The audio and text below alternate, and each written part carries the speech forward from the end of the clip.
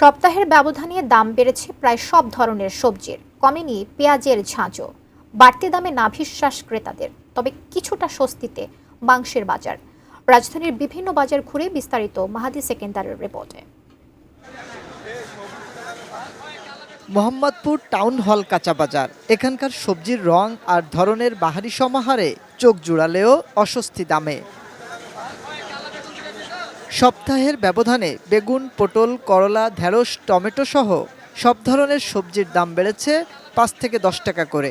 কম দামি সবজি পেঁপে কিনতেও এখন ক্রেতাদের কেজি প্রতি ৬০ টাকারও বেশি গুনতে হচ্ছে। বিক্রেতারা বলছেন, বাজারে গ্রীষ্মকালীন সবজির সরবরাহ পুরোদমে না হয় দাম বাড়তি।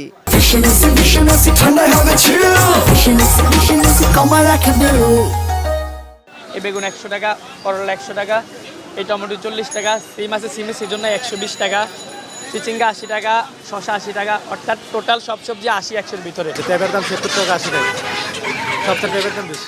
বাজারে দেশি পেঁয়াজের সরবরাহ পর্যাপ্ত হলেও দাম কিন্তু ঊর্ধ্বমুখী।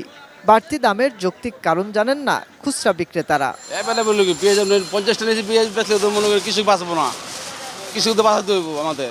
রমজানে থাকা স্বস্তির বাজার হঠাৎ অস্থির হয় ক্ষোভ ক্রেতাদের। পেঁয়াজের দামও ২০ টাকা করে বেড়ে গেছে প্রতি কেজিতে।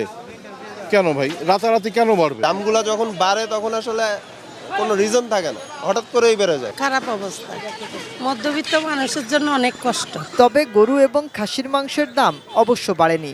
ব্রয়লার মুরগির দামও গত সপ্তাহের মতোই, কেজি প্রতি ১৮০ থেকে ১৯০ টাকা।